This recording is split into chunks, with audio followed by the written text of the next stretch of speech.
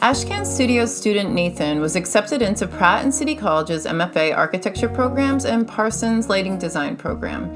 Here are some examples from the art portfolio that he applied with. The first piece is titled A Gift from Nature, made with ink, music wires, ghost wood, and film. About the piece, they wrote, "I've incorporated the concept of the butterfly effect into a structure. I dropped ink in between two films and saw how the ink naturally formed into an interesting shape. Then I cut along the shapes and created a gap in between." This one's titled Embrace, and it's made with cardboard, balsa wood sticks, and acrylic board. About the piece, he wrote, "The outside glass structure is designed from transforming a Chinese character that means umbrella. Inside is a model of an astronomical observatory in Henan, China, which was built in 1280. The glass structure serves as a protection over the building from further damages, and the transparent design allows people to see from both inside and outside."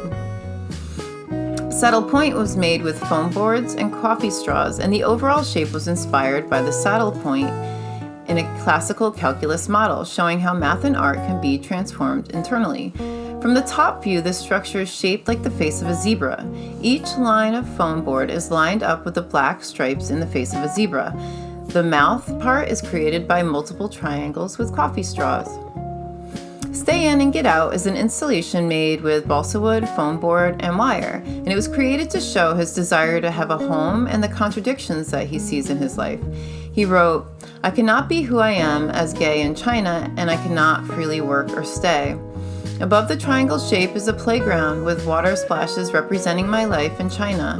Underneath is a structure inspired by the image of guns shooting under the water.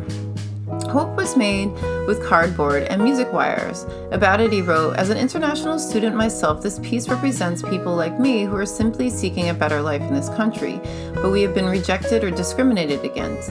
The wall, spelled like immigration with jail bars in the gap, is designed for the border between Mexico and the United States."